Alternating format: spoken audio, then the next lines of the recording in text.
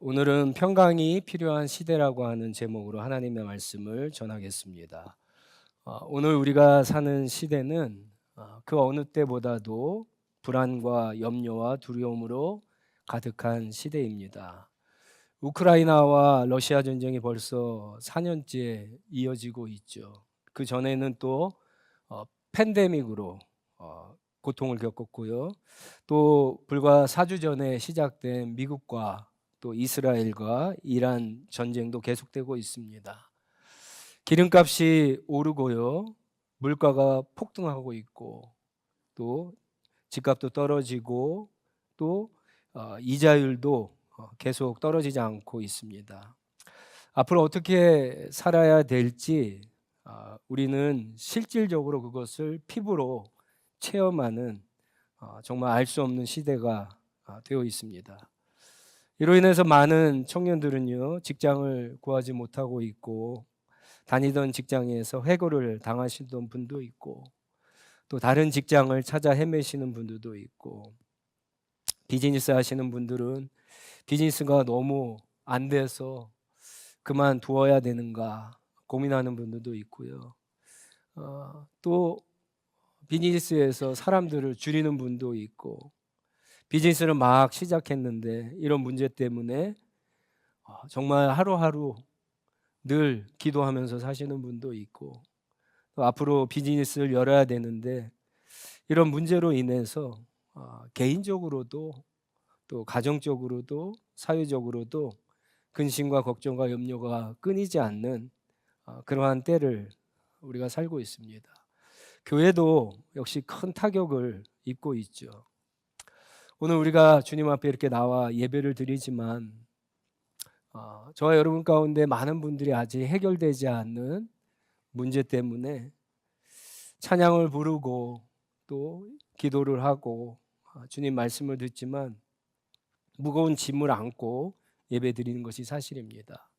어쩌면 예배를 드리면서도 이번 주에 또 그 문제가 더 커지지 않을까 그런 심정으로 안타까운 마음으로 하나님 앞에 집중하며 예배드리지 못하는 것이 사실입니다.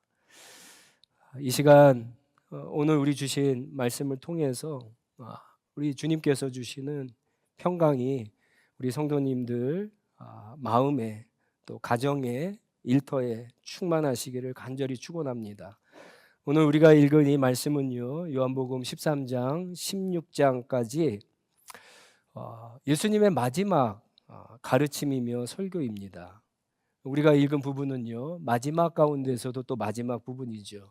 예수님은 이 말씀 후에 이제 요한복음 17장에 보면 기도를 하시고 겟세마네 동산으로 이동해서 이제 체포를 당하시죠. 그래서 우리를 위해서 십자가의 고난과 죽음을 당하게 됩니다. 예수님은 이미 유다가 자신을 팔 것을 알고 있었고요. 베드로가 3번 부인할 것도 알고 있습니다. 그리고 오늘 32절에 보시면 유다와 베드로뿐만 아니라 모든 제자들이 자신들의 목숨을 위해서 예수를 버리고 도망갈 것도 알고 계십니다. 자, 그런데 이 마지막 설교를 마무리하는 예수님의 말씀은 그런 제자들을 책망하거나 꾸짖는 말씀이 아니라 위로와 격려의 말씀을 하고 있습니다. 제자들을 향해서 용기를 내라. 내가 세상을 이겼다. 용기를 내라. 내가 세상을 이겼다. 예수님은 정말 세상을 이기셨죠. 지난 3년 동안 수많은 이 십자가의 길을 걷는 동안 수많은 환난과 어려움을 이기셨습니다. 예수님이 어떤 환난과 어려움이 닥쳤을 때 저기 환난과 어려움이 있겠다 그래서 그것을 피하심으로 이긴 것이 아니죠. 예수님은 그것을 통과하심으로 이겼어요. 많은 환난과 어려움이 예수님 앞에 있었지만 이겼습니다.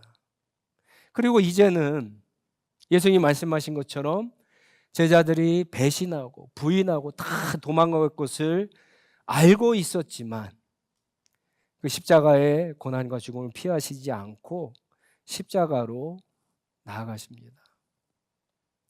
여러분, 그 힘이 과연 무엇일까요? 어떤 분들은 예수님이니까 당연히 예수님이니까 그런 환난이나 어려움을 자동적으로 이긴 게 아닙니까? 이렇게 착각하시는 분들이 계세요. 그렇지 않습니다.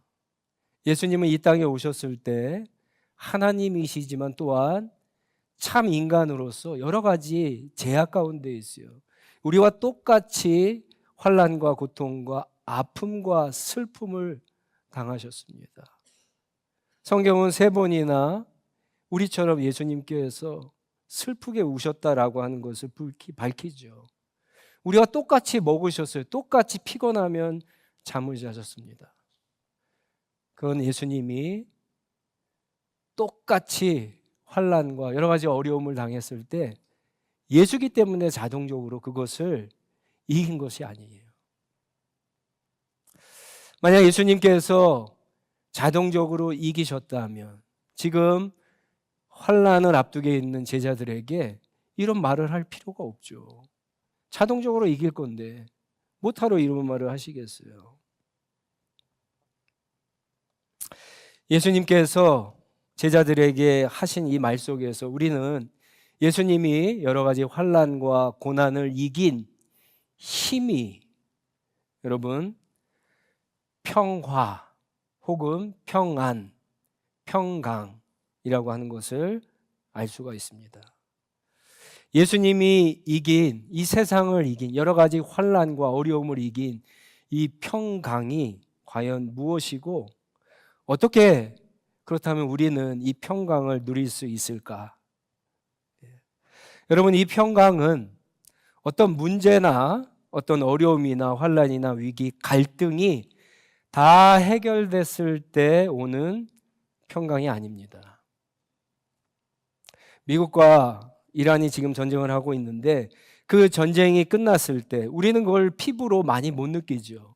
그러나 이란에 살고 있는 사람들, 그 중동 주변에 살고 있는 사람들, 이스라엘에 살고 있는 사람들은요, 실제적으로 미사일이 날라오고 여러 가지 주변에 있는 사람들이 죽어나가고 있기 때문에 그걸 압니다.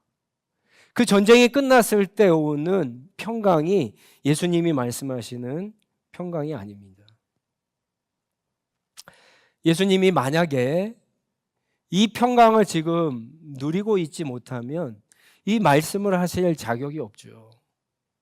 예수님은 그동안에 용기를 내어서 세상을 이겼던 그 힘은요, 이 평강이 있었기 때문이고 지금도 이 평강이 있기 때문에 제자들에게 알려주시는 거고 이 평강을 누리라고. 그리고 이 평강이 있기 때문에 예수님은 제자들이 다 배신하고 도망갈 것을 알지만 십자가의 길이, 그 고난과 죽음이 하나님의 뜻이고 하나님이 기뻐하시는 길이기 때문에 그 길을 걸어가실 수 있는 거죠. 이 평강은요, 어떤 문제가 해결되는 그런 평강이 아닙니다.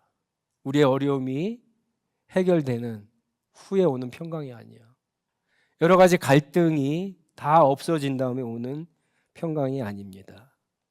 이 평강은 오히려 그 문제가 해결되지 않고 더 심해지고 그 한 복판에 있음에도 불구하고 그것을 통과할 수 있는, 끝까지 피하지 않고 도망가지 않고 통과할 수 있는 바로 그 평강입니다.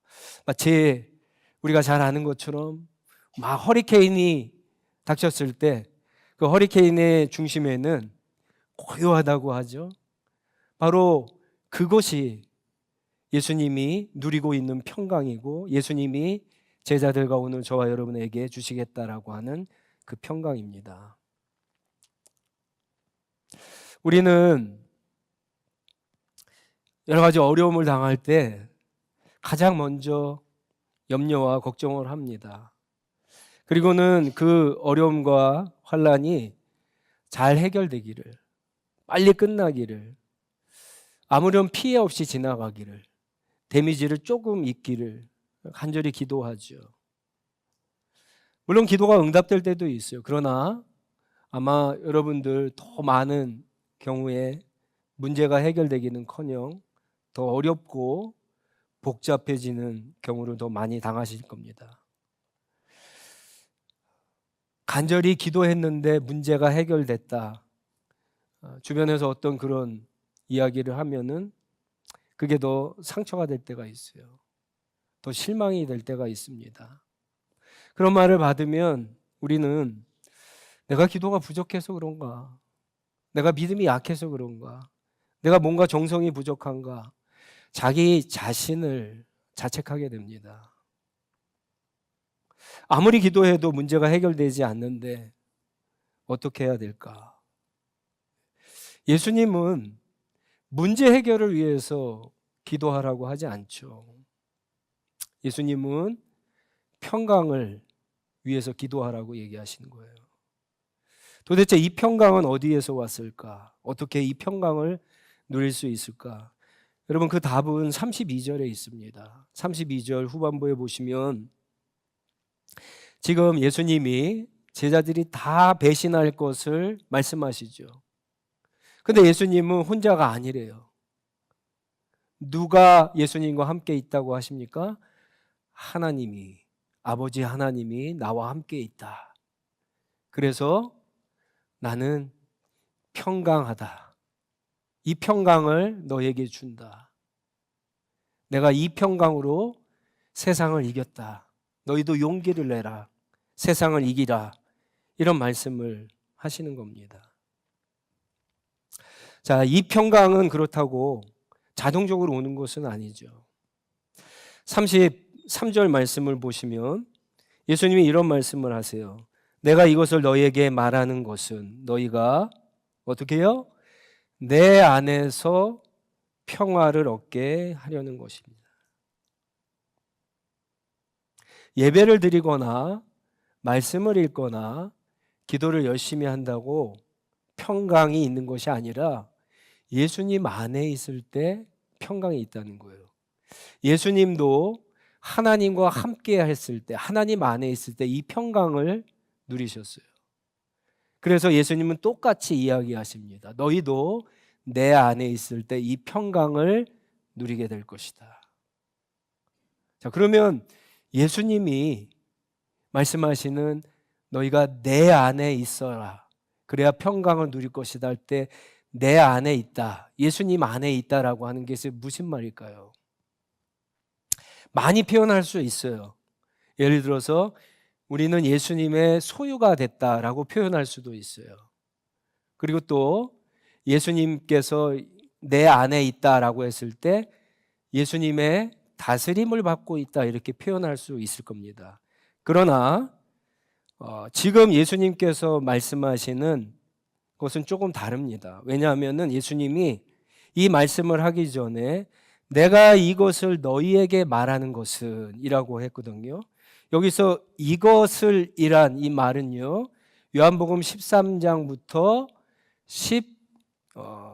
지금 6장까지 예수님의 마지막 설교를 얘기하는 거예요. 그러면 이 마지막 설교, 많은 설교를 하시고 많은 가르침을 주셨는데 이 설교의 과연 핵심은 무엇일까 했을 때 그것은 바로 예수님의 사랑입니다. 예수님의 사랑. 왜냐하면 여러분 13장 1절 보면은 이 말씀, 마지막 말씀을 하시면서 처음부터 예수님이 그렇게 얘기하세요. 예수님이 세상에 있는 자기의 사람들을 사랑하시되 끝까지 사랑하셨다. 예수님의 사랑을 먼저 선포하고 시작합니다. 그리고 예수님께서 보여주신 것이 뭡니까? 예수님이 주인이신데 마치 종처럼 제자들의 발을 씻겨주십니다. 그리고 또 뭐라고 얘기합니까? 새 계명을 주시죠. 그 계명이 뭡니까? 내가 너희를 사랑한 것처럼 너희도 서로 사랑하라. 예수님의 말씀은 너희가 나를 부인하고 나를 배신하고 나를 버리고 다 도망가도 나는 너희를 사랑해서 십자가에 질 것이다. 내가 그것 때문에 세상을 이겼고 내가 그것 때문에 십자가의 고난과 죽음도 이길 것이다. 너희도 내 안에, 내 사랑 안에 있으면 이길 수 있다. 여러분 이 말씀을 하시는 거예요. 우리 요한복음 15장 9절 10절 말씀 보시면 예수님 안에 있을 때 열매도 맺지만 예수님이 15장 9절에 10절에 보면 이런 말씀을 하십니다. 보세요. 아버지께서 나를 사랑하신 것 같이 나도 너희를 사랑하였다. 계속 사랑에 대해서 얘기하시죠. 그리고는 이런 말씀을 하세요. 너희도 내 사랑 안에 머물러 있어라. 내 안에 있는 것은 내 사랑 안에 있는 거예요. 너희가 내 계명을 지키면서 내 사랑 안에 머물러 있을 것이다. 그것은 마치 내가 아버지의 뜻, 아버지의 계명에 하면 말씀하지 않으셨다 그랬죠. 아버지의 길이 아니면 안 가셨다 그랬죠. 아버지의 뜻이 아니면 안 하셨다 그랬죠. 그런 것처럼 아버지의 사랑 안에 있기 때문에 너희도 그 사랑 안에, 내 사랑 안에 머물러 있어라. 이 얘기를 하시는 거예요.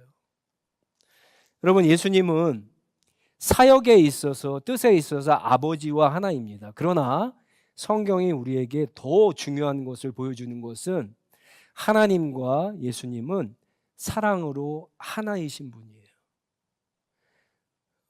우리가 그 고난 주간 때 아마 여러분들 또 이 패션 오브 크라이스트 이런 거 보실 거예요. 그랬을 때 이것은 예수님의 십자가의 고난에 대해서 아주 사실적으로 검증돼서 만든 작품이긴 하지만 한 가지 조심할 점이 있습니다. 우린 그것을 보면서 예수님의 육체적인 고난만 생각하는데 성경이 보여주는 더 중요한 것은요, 한 번도 성부 하나님 아버지와 떨어져 보시지 않은, 사랑에서 분리돼 보시진 않은 주님께서 우리의 죄와 우리의 영혼의 구원을 위해서 십자가에서 분리된 적이 있다는 거예요. 이게 가장 큰 고통입니다. 이게 가장 큰 예수님의 십자가의 고통이에요. 우리가 이것을 이해해야지만 십자가의 고난과 죽음을 이해하고 그 동전의 앞뒷면과 같은 십자가에 우리를 향하신 하나님의 사랑과 은혜를 더 깊이 이해할 수가 있는 겁니다.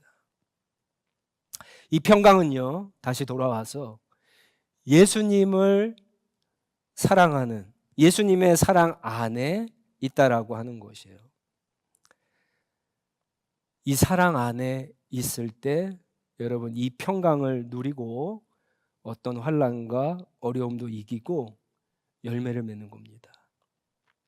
이제 왜 그런지 설명해 드리겠습니다. 하나님이 인간을 창조하셨을 때 그 동기는요, 하나님이 사랑이에요. 하나님이 사랑하셨기 때문에 자기의 형상을 따라서 만들고 인간을 만들고 이 세상을 만드셨어요.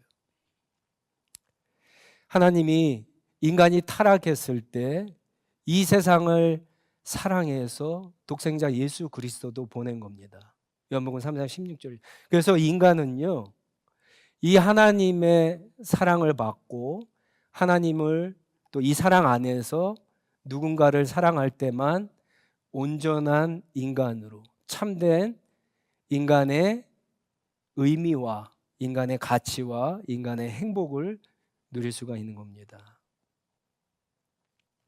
그런데 오늘 우리는 이 사랑을 알지 못하고 자기의 힘으로 사랑하려고 하죠. 자기 스스로 사랑하려고 합니다.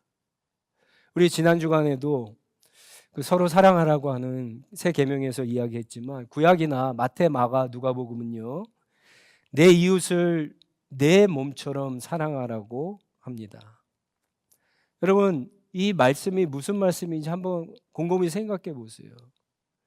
예수님이 내 이웃을 사랑하라고 하신 게 아니라 내 이웃을 사랑하는데 내 몸처럼 사랑하라고 그랬어요. 여러분들 자기를 사랑하셨나요? 자기 사랑하세요? 다들 자기 사랑한다고 생각하죠? 근데 저는 아닐 수도 있다고 생각해요. 왜냐하면 실제로 우리가 살아가면서 주변에 많은 사람들을 보면요, 자기를 사랑한 것 같은데 오히려 자기를 학대하고 자기를 미워하고 자기를 함부로 대하는 사람도 여전히 많습니다. 왜 그럴까요? 자기는요, 자기를 사랑하지 못해요. 제대로 사랑할 수 없습니다. 성경이 가르치는 진리의 말씀에 의하면 하나님의 사랑을 먼저 받아야지만, 사랑을 받아봐야지만 자기를 사랑할 수 있는 거예요, 제대로. 많은 사람들이 사랑한다고 하면서 많은 사람들에게 상처와 아픔을 주는 이유도 자기를 사랑하지 못하기 때문에 그래요.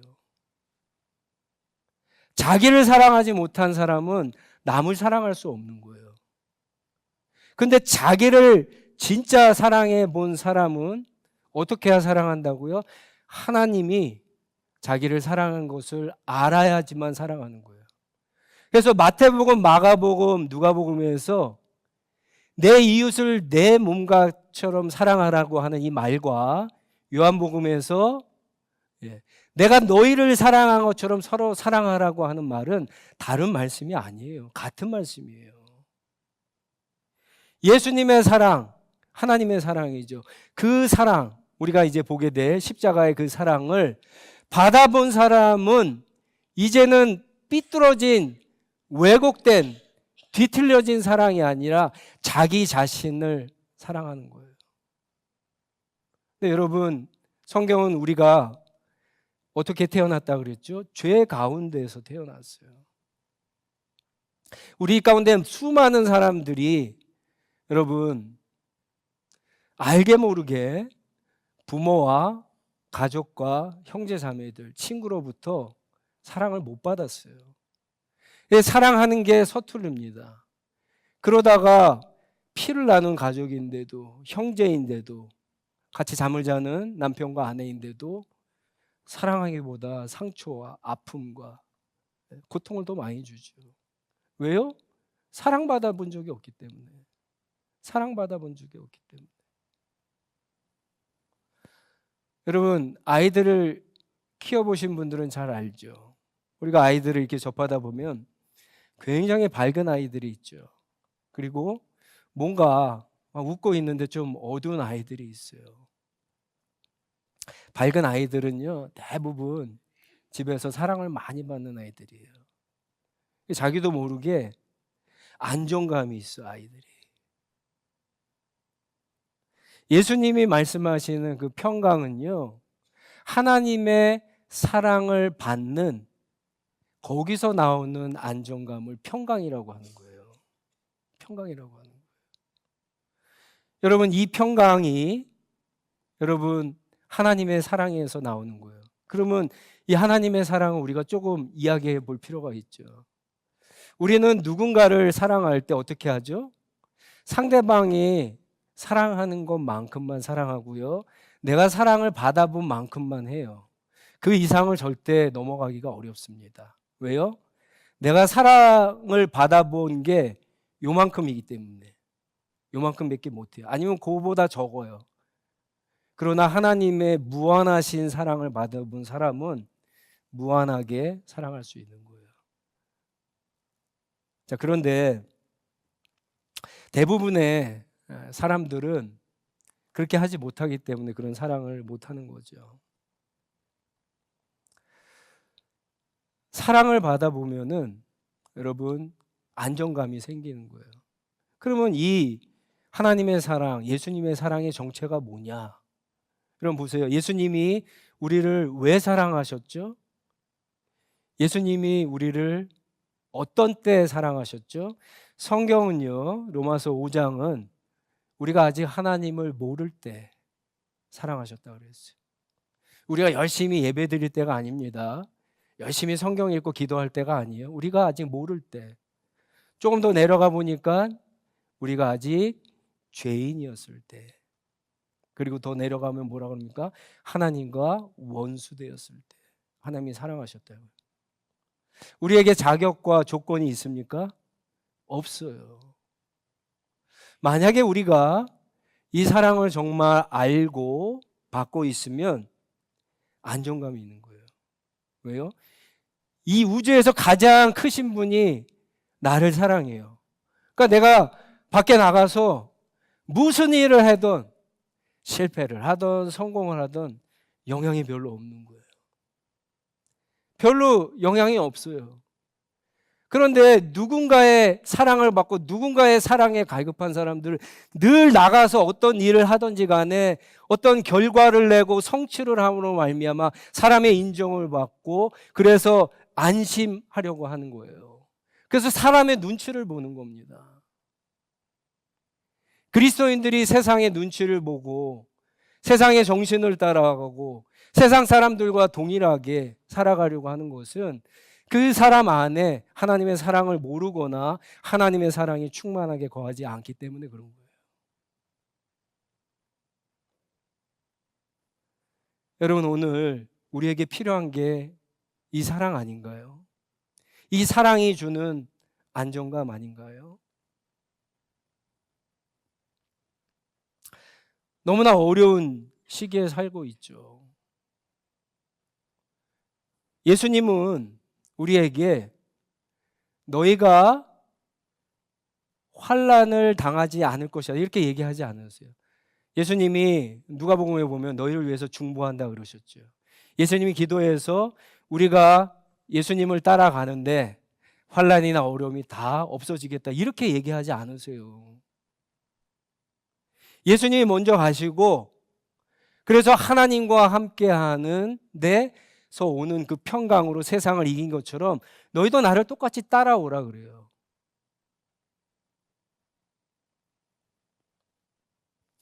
바로 이 평강이 여러분들이 잘 아시는 구약성경에서 말하는 샬롬이에요. 샬롬. 이게 신약성경에서 어떤 성경에서는 평화, 어떤 성경에서는 평안, 평강이라고 번역하는 겁니다. 하나님이 나를 사랑하세요. 그럼 밖에 나가서는 무엇을 하든지 괜찮다는 거예요. 우리 아이들이 그런 거랑 똑같은 거예요. 아이들이 밖에 나가서 막 자신 있게 행동하고 이런 애들은요, 아빠 엄마가 백이 되고 있기 때문에 그러죠. 아빠 엄마가 내가 무슨 일을 해도 아빠 엄마는 내 편이야. 나를 사랑하셔. 이 백이 있기 때문에 그래요.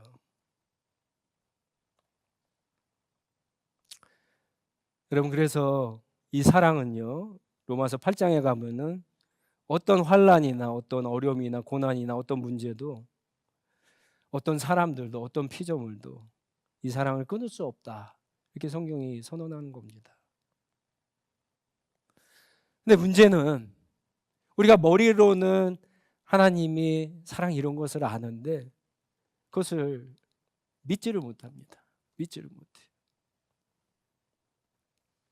제가 그 나야가라 협곡을 건너간 그 마술사 얘기를 한 적이 있죠. 다 사람들이 봤어요. 그 협곡을 로프를 타고 건너가는 것을 봤어요, 사람들이. 그런데 그 매니저를 업고 건너갔잖아요. 사람들한테 묻죠. 당신들이 내가 사람들을 업고 협곡을 건너갈 수 있는 것을 믿냐고 다 믿는데요. 타라고 그러니까 안 타죠, 아무도. 네. 이 철로역정에도 비슷한 얘기가 나옵니다. 이 순례자가 하루는 이제 하나님의 그 멋진 성에 도착을 했어요. 그 문을 지키는 사람이 들어오라고 이야기합니다. 근데 앞에는 두 마리의 사자가 지키고 있어요. 못 들어가는 거예요. 여러분 같으면 들어가시겠어요? 저기가 좋은 데는 좋은지 아는데 못 가는 거예요. 사자 때문에 눈앞에 있는. 근데 그 문지기가 얘기를 하거든요. 이 사자들 괜찮습니다. 다 사슬에 매여 있어요. 그러니까 보니까 진짜 사자들이 묶여져 있어요. 으르렁 그리고 겁을 줄 뿐이지 어떻게 하지 못해요. 근데도 못 들어가는 거예요. 마치 우리의 영적인 상태가 그런 거예요. 하나님이 사랑하시는데 그것을 아는데 우리의 환난과 같은 사자, 우리에게 어려움을 주는 사자 같은 것이 딱 하나님의 통제하에 사슬에 묶여져 있는데도 불구하고 우리는 사자가 으르렁거릴 때마다 평강을 잃어버리는 거예요. 못 가는 거예요, 한 발자국도.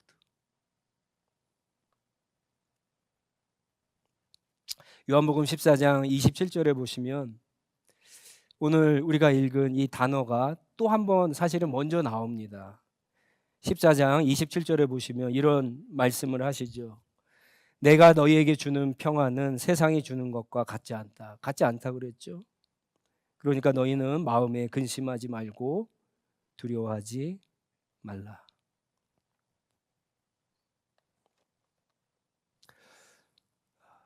평강은 하나님이 나를 사랑하신다. 거기서부터 오는 거예요. 우리의 믿음에서 오는 게 아니라 거기서 오는 거예요. 거기서. 우리가 무엇을 함으로 하나님이 기뻐하시고 평강을 주시는 것도 아니에요. 여러분, 가장 우리 신앙 믿음의 가장 밑바닥에는 이게 튼튼하게 있어야 돼요. 이게 튼튼하게 있어야 돼요.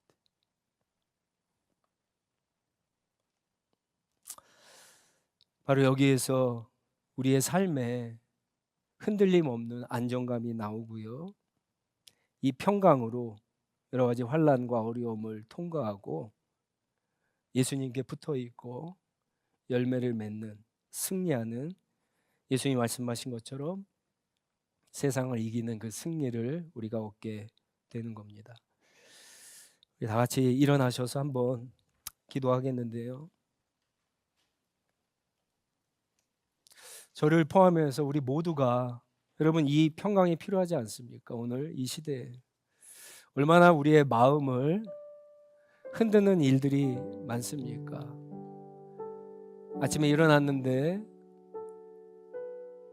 내가 생각하지 못했던 어떤 소식들이 들리면 평정심을 잃죠. 근데 그것 때문에 막 고민하다가 또 하나 문제가 터져 보세요. 저녁에 자기 전에 또 하나 터져 보세요. 잠도 잘 안 오죠. 그게 우리의 인생입니다.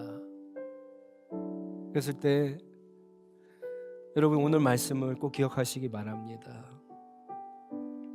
우리를 사랑하시되 끝까지 사랑하시는 주님, 여러분 그것을 꼭 기억하세요. 그 주님이 우리에게 용기를 내라, 담대하라, 내가 너에게 주는 이 평강으로 이 세상을 이겼다라고 약속하십니다. 그냥 하나님이 나를 사랑하신다, 한번 그것만 묵상해 봤으면 좋겠어요. 우리가 하나님 앞에 받은 그 사랑, 은혜를 다 헤아리지는 못하지만 하나님은 여러분을 사랑하세요. 여러분을 사랑하세요. 얼마나 사랑하신지 모릅니다. 남편보다 아내보다 사랑하고요, 부모보다도 더 사랑하세요. 다윗이 고백한 것처럼 내 부모는 나를 버렸으나, 버림받은 자식들이 얼마나 많습니까?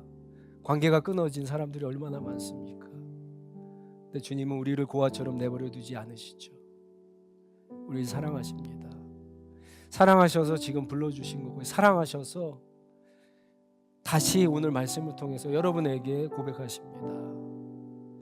여러분 그 사랑 안에 꼭 머무시고, 특히 여러분 오늘은 종려주일이죠.